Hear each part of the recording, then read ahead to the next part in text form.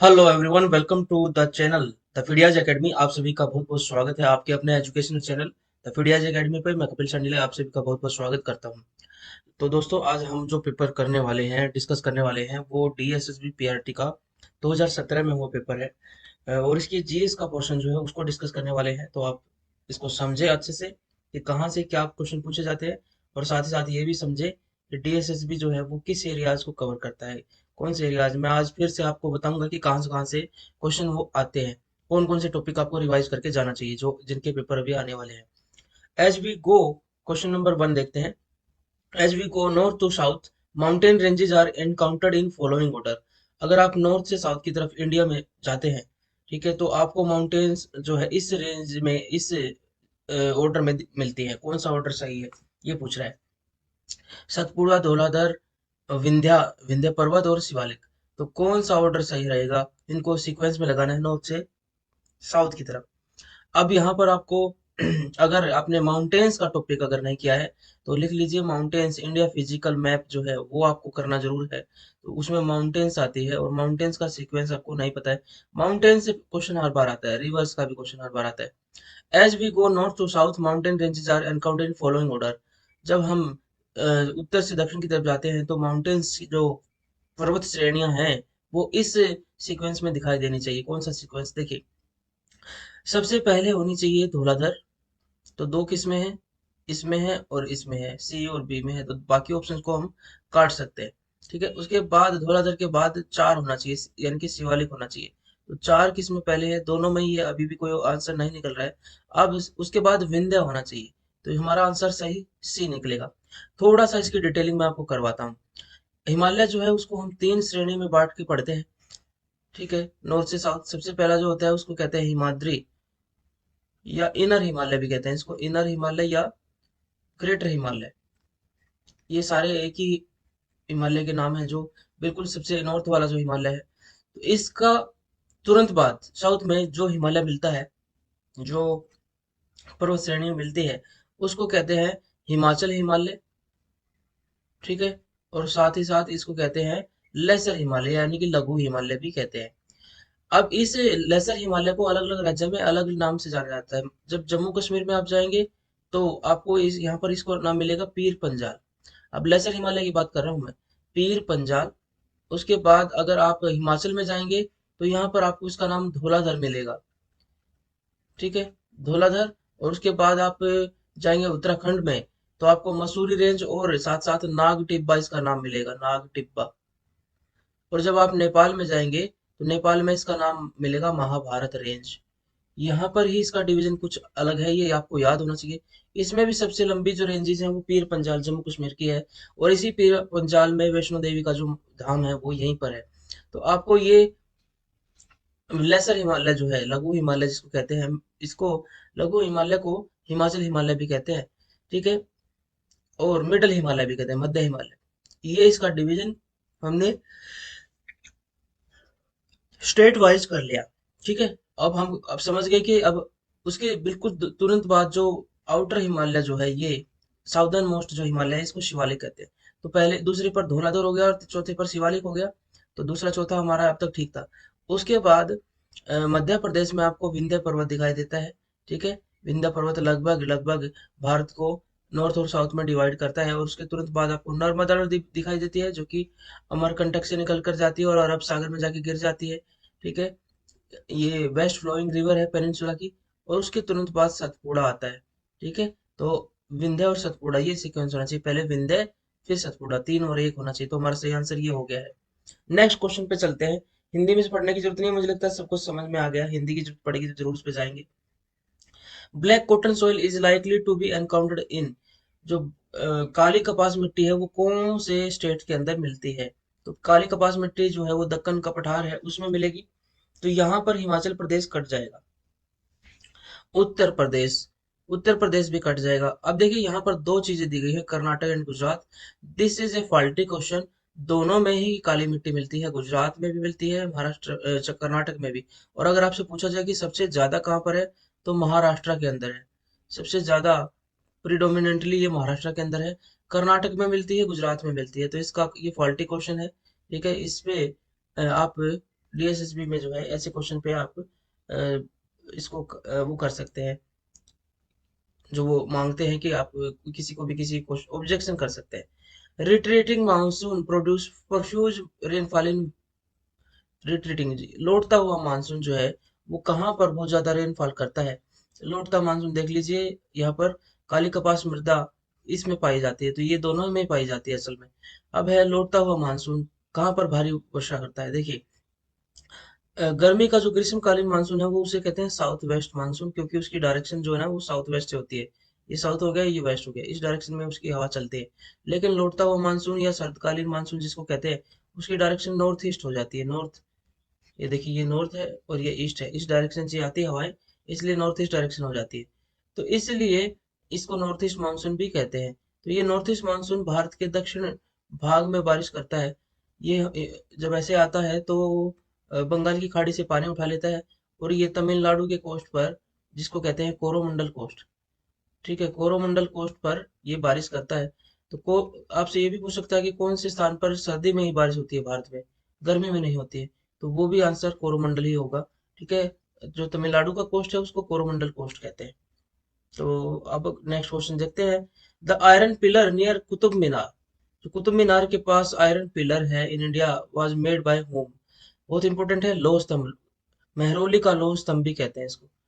ठीक है, मेहरौली का लौह स्तंभ, the iron pillar of Mehrauli. Delhi के साउथ में आप जाएंगे तो वहां पर मेहरौली स्थान मिलेगा, कुतुब मीनार के बिल्कुल पास में। वहां पर आपको एक आयरन पिलर मिलेगा, स्टेनलेस स्टील का बना हुआ है। अशोका के द्वारा भी नहीं बनाया गया, अकबर के द्वारा भी नहीं बनाया गया, समुद्रगुप्त के द्वारा भी नहीं। जिसे चंद्रगुप्त द्वितीय, और चंद्रगुप्त द्वितीय को विक्रमादित्य भी कहते हैं। ठीक है, विक्रमादित्य, क्योंकि इसने, चंद्रगुप्त ने शकों को हराया था। चंद्रगुप्त के भाई रामगुप्त की पत्नी को, ध्रुवसेन को, रामगुप्त ने जो है शको को के सामने सरेंडर कर दिया और अपनी रानी को भी उन्हीं को दे दिया। तो इसी वजह से चंद्रगुप्त विक्रमादित्य ने अपने भाई की हत्या कर दी, उस रानी को छुड़ाया, और साथ ही साथ शको को हरा भी दिया। इसी उपलक्ष्य में चंद्रगुप्त विक्रमादित्य ने सकारी की उपाधि धारण की, और साथ ही साथ विक्रमादित्य की उपाधि धारण की, उनको हराने के बाद। और साथ ही साथ सिल्वर कॉइन जो है सबसे पहले इसी राजा ने चलाए थे, और इन्हीं के दरबार में नवरत्न होते थे। कालिदास भी इन्हीं के दरबार में होते थे। इनको चंद्रगुप्त विक्रमादित्य, और ये मेहरौली के स्तंभ पे इनका नाम चंद्र लिखा मिलता है, राजा चंद्र। ठीक है, और इन्हीं के समय पर फाहयान भी आया था। फाहयान एक चीनी यात्री था जो कि इनके समय पर आया था। ठीक है, कालिदास भी इनके दरबार में था। तो यही समय है जिसको गुप्त काल से बिलोंग करते हैं ये। ठीक है, इसी को golden era of Indian history कहा जाता है, भारत के इतिहास का स्वर्णिम काल कहा जाता है। तो राइट आंसर हमने निकाला, और बहुत सारी चीजें भी डिस्कस कर ली। अब बढ़ते हैं नए क्वेश्चन पे, जो कि मॉडर्न हिस्ट्री से लिया गया है। तो ये है, Poona pact was between Gandhi and whom. Poona pact क्या है? देखिए, साइमन कमीशन की रिपोर्ट के बाद गोलमेज सम्मेलन हो रहे थे, ठीक है, राउंड टेबल कॉन्फ्रेंस हो रही थी, कि भारत के अंदर संविधान जो बनाया जा रहा है भारत का, ब्रिटिश ब्रिटिशर्स के अंडर, उस साइमन कमीशन की रिपोर्ट के आधार पर लंदन में मीटिंग हो रही थी। पहली राउंड कॉन्फ्रेंस, दूसरी, तीसरी, पहली में गांधी जी ने भाग नहीं लिया, दूसरे में लिया, और तीसरी में भी नहीं लिया। लेकिन इसमें तीनों में एक व्यक्ति है जिनका नाम है अंबेडकर। अंबेडकर ने सभी में भाग लिया था, और वो डिमांड कर रहे थे कि दलितों के लिए भी सेपरेट इलेक्टोरेट लाया जाए, पृथक निर्वाचिका लाई जाए, जैसे मुस्लिमों के लिए हो चुका है।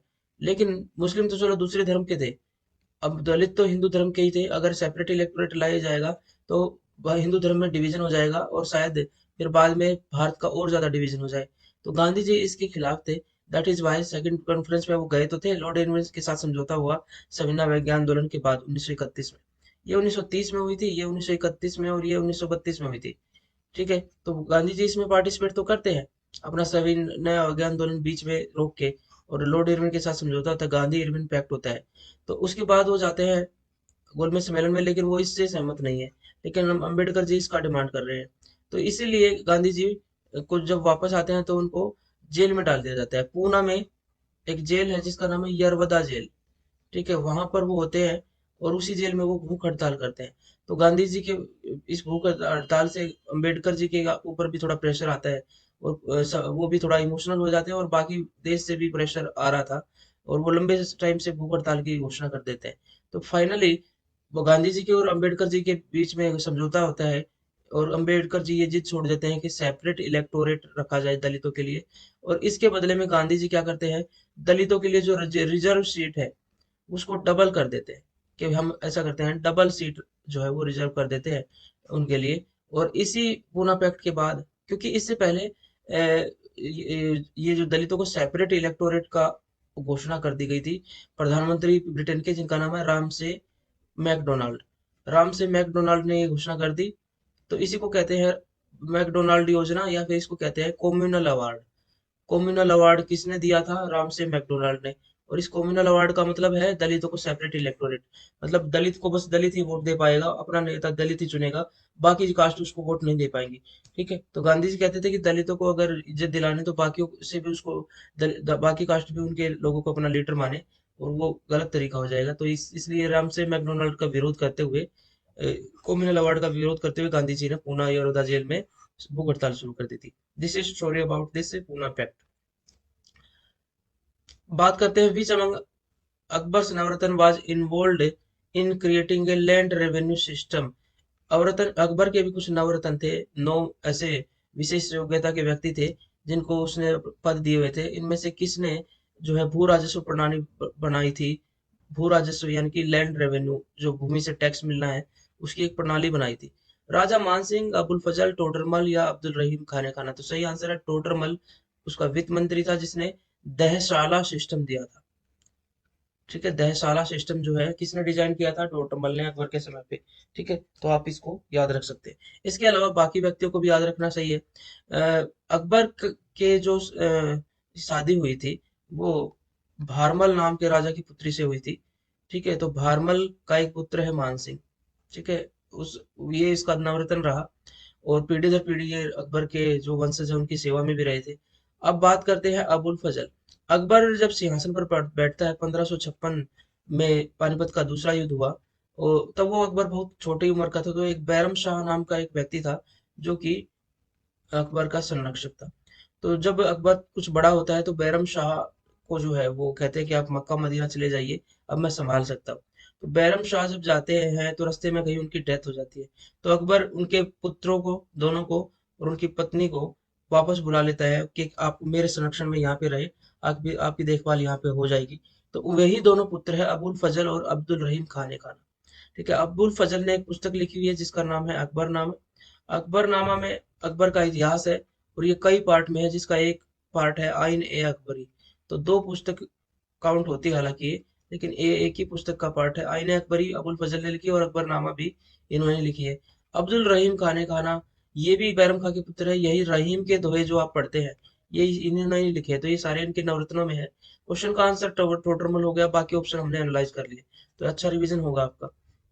अब क्वेश्चन है कि कलर जो है सोप, आपने देखा होगा साबुन के बुलबुले होते हैं जो, उसमें आपको कलर्स दिखाई देते हैं।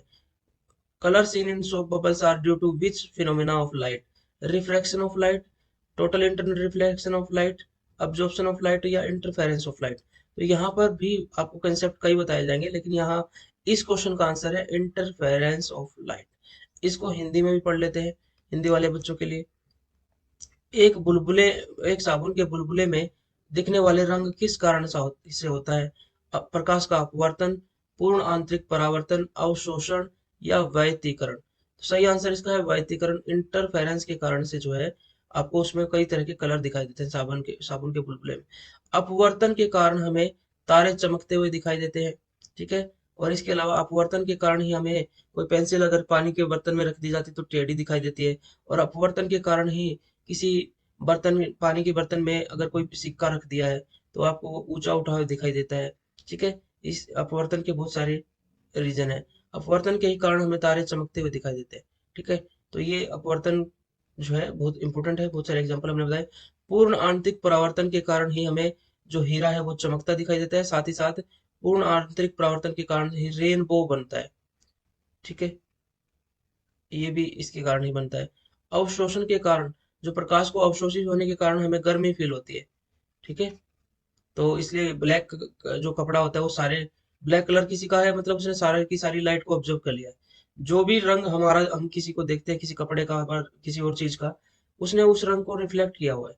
ठीक है, जो रंग को रिफ्लेक्ट करता है वही उसका कलर हो जाता है। लेकिन ब्लैक कलर जो होता है वो सभी चीजों रंगों को, सभी लाइट्स को ऑब्जर्व कर लेता है, कोई भी रंग को रिफ्लेक्ट नहीं करता। इसलिए सबसे ज्यादा गर्मी हमें ब्लैक कपड़ों में ही लगती है। इसलिए सर्दी में डार्क कलर के कपड़े पहनने चाहिए, ये कहा जाता है।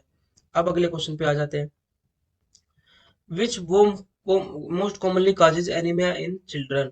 कौन सा वोम है जो कि कॉमनली चिल्ड्रंस के अंदर एनीमिया करता है? देखिए बहुत सारे वोम है जो हमारे पेट में रहते हैं। राउंड वोम है, अर्थ वॉर्म तो पेट में नहीं रहता है, ठीक है। टेप वॉर्म है या हुक वॉर्म है, तो ये सारे ही वैसे तो खतरनाक है।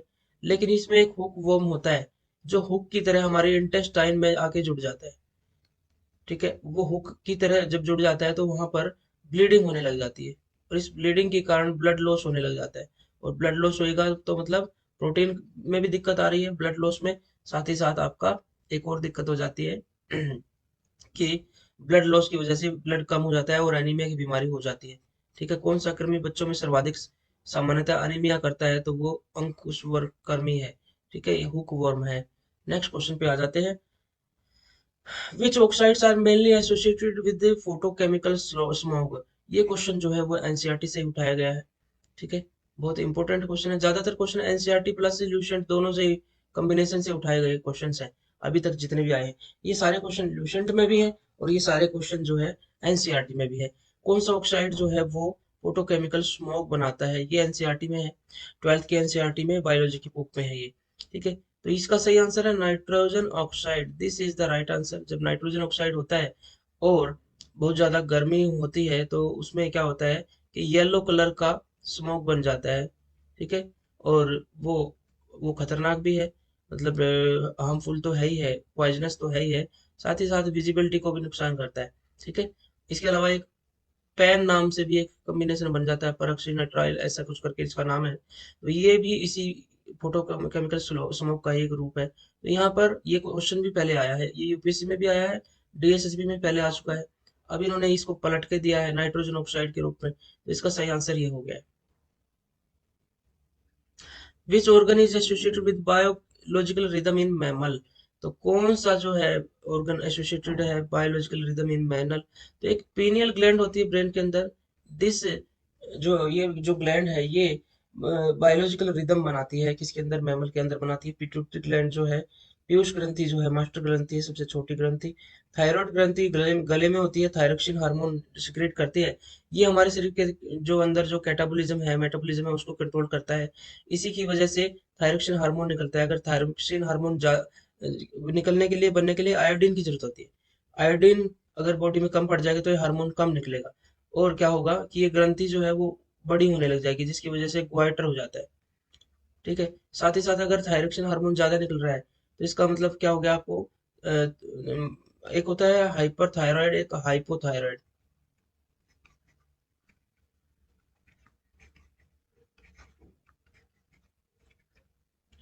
तो अगर ज्यादा थायराइड निकल रहा है तो इसकी वजह से आप पतले रहते हैं, और थायराइड कम निकल रहा है तो आप मोटे होते हैं, ठीक है। ये गले के अंदर होती है, ठीक है। उसके अलावा थाइमस, ये भी एक ग्लैंड है। तो ये ग्लैंड से जो है हमने देखा है कंटिन्यूसली आपको क्वेश्चन मिल रहे हैं। इनडायरेक्ट टैक्स, ये बड़ी अच्छी चीज है।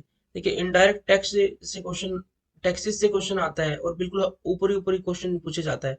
Indirect taxes are considered as progressive या रिग्रेसिव, बोथ या नाइदर। देखिए दो प्रोग्रेसिव और रिग्रेसिव एक दूसरे के अपोजिट है, तो बोथ तो हो ही नहीं सकते, ठीक है। नाइदर ये भी नहीं है। प्रोग्रेसिव टैक्स क्या होता है कि जैसे जैसे इनकम बढ़ती है आदमी की, उस हिसाब से उस पर उतना ही ज्यादा टैक्स लगाया जाए। जैसे इनकम टैक्स है, इनकम टैक्स में क्या होता है कि अभी आप देखेंगे 2.5 लाख रुपए तक जितना जो टैक्स लगाया जाता है वो नहीं है कोई भी टैक्स। लेकिन अगर आप इससे ऊपर का टैक्स होता है, 2.5 से 5 पे जो है आपको देखेंगे 5 लाख तक 5% टैक्स है, ठीक है। और 5 लाख से 10 लाख रुपए तक 20% टैक्स है, और 10 लाख से ऊपर जो है 30% टैक्स है। इसके अलावा सरचार्ज भी लगता है। दिस इज प्रोग्रेसिव टैक्स, ठीक है। और रिग्रेसिव टैक्स क्या होता है? जो किसकी कितनी भी इनकम हो उस पे सब पे बराबर लगाया जाए। कोई गरीब आदमी उसको भी इतना देना पड़ रहा है, अमीर को भी उतना ही ज्यादा देना पड़ रहा है। तो ये इनडायरेक्ट टैक्स क्या होता है?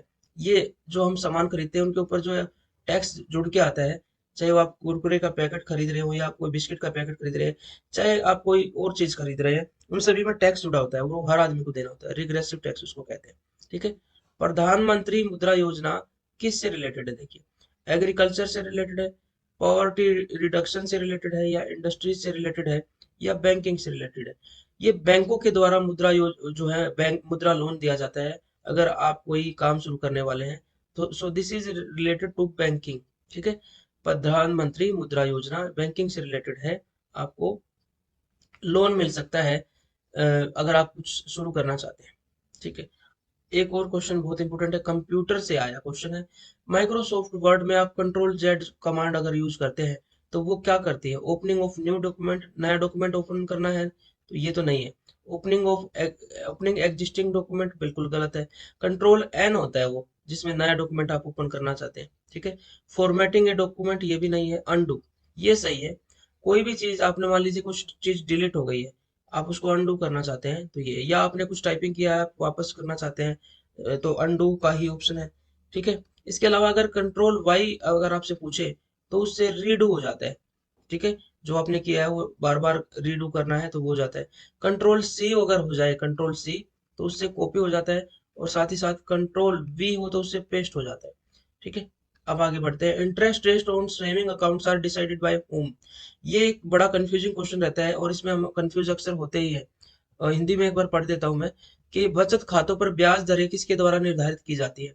इसमें सब लोग कंफ्यूज हो जाएंगे अगर आपने थोड़ा सा डीपली नहीं पढ़ा है तो। ये मॉनेटरी पॉलिसी जो है, आरबीआई बैंक और मॉनेटरी पॉलिसी, बहुत सिंपल से क्वेश्चन आते हैं, अगर नहीं पढ़े तो डिफिकल्ट लगते हैं। मॉनेटरी पॉलिसी जो है वो आरबीआई के द्वारा की जाती है। ठीक है, आरबीआई से क्वेश्चन आएंगे, बैंक से और मॉनेटरी पॉलिसी से। अब देखिए, बचत खातों पर ब्याज दरें किसके द्वारा निर्धारित करती है? हमें लगता है कि भारतीय रिजर्व बैंक करता होगा, लेकिन रिजर्व बैंक जो होता है वो रेपो रेपो रेट, ठीक है, रिवर्स रेपो रेट, ठीक है, ये चीजों को तो करता है वो।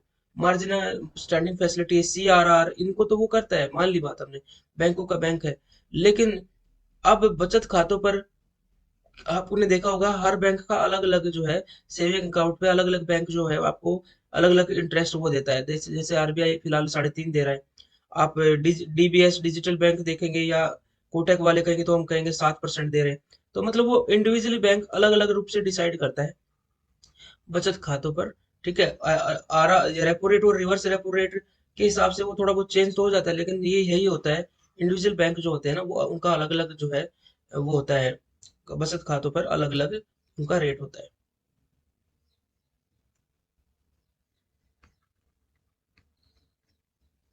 ठीक है, तो ये आपका क्वेश्चन क्लियर हो गया है। मुझे लगता है इंडिविजुअल बैंक डिसाइड करते हैं कि बचत खातों पर कितना। हाँ, आप पे repo rate reverse repo rate आ जाए तो वो आरबीआई के ऊपर आ जाएगी बात। ठीक है, तो यहाँ पर इंडिविजुअल बैंक इसको करते हैं। Power of issuing writ of habeas corpus lies lies with home.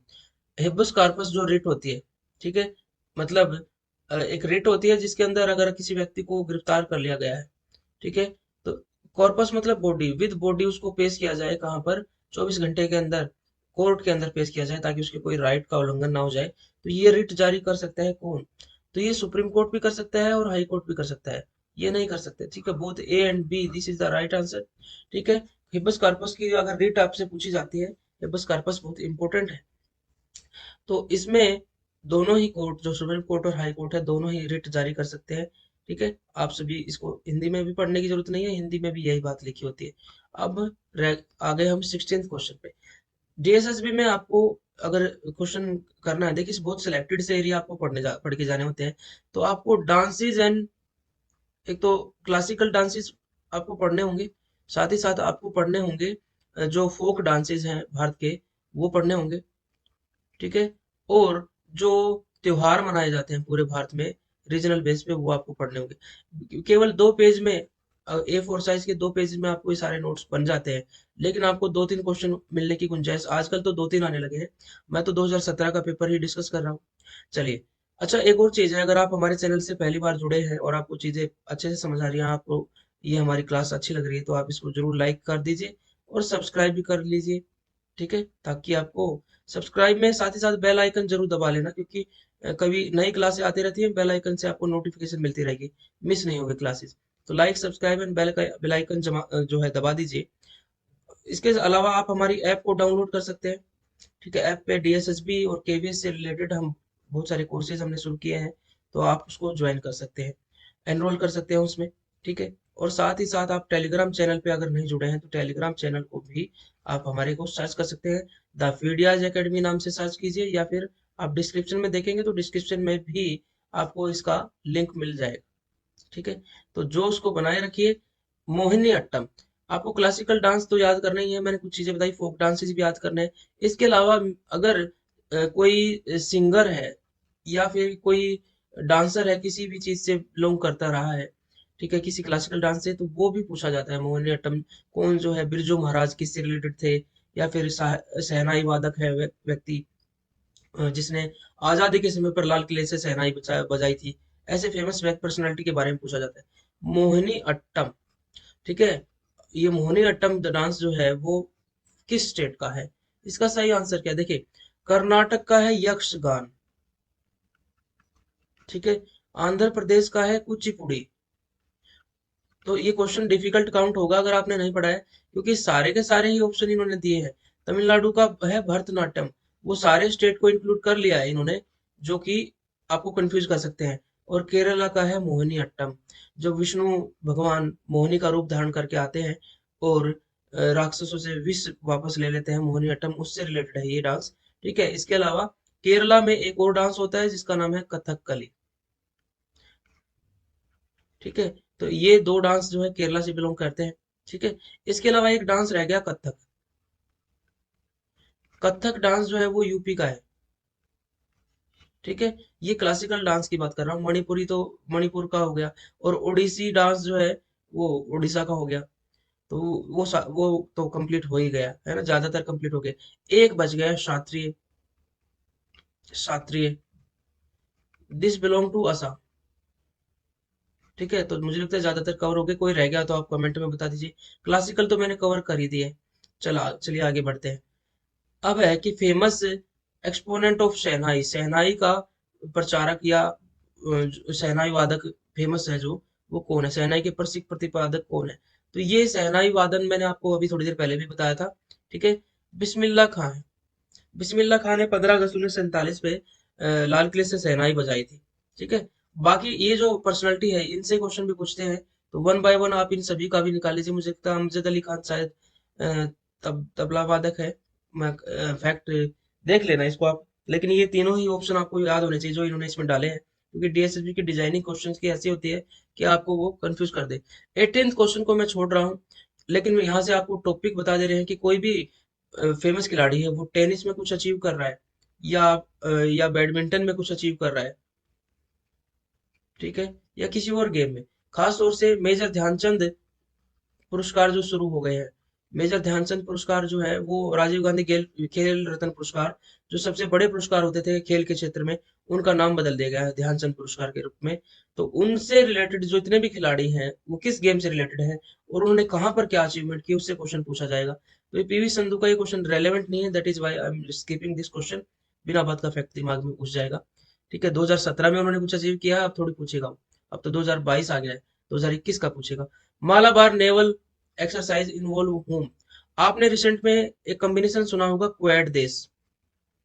China के प्रभाव को हिंद महासागर में कंट्रोल करने के लिए, साथ ही साथ पैसिफिक ओशन में कंट्रोल करने के लिए देश जो है जुड़ गए हैं, जिसमें एक इंडिया है, ठीक है, एक अमेरिका है,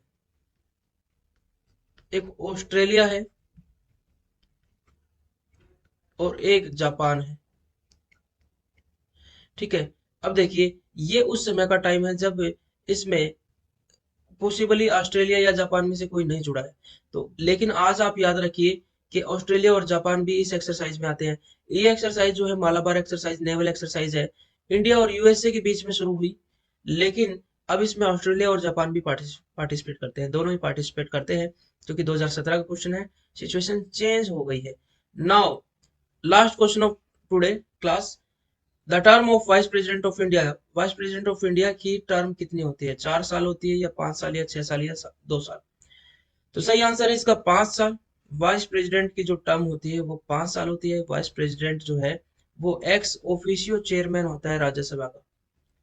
ठीक है, वाइस प्रेसिडेंट की पोस्ट बस इसलिए क्रिएट की गई है कि कभी अगर प्रेसिडेंट की पोस्ट एकदम से खाली हो जाती है तो कौन संभालेगा। तो बाकी टाइम इनके पास कोई काम नहीं होता, इसलिए इनको राज्यसभा का सभापति भी बना दिया जाता है।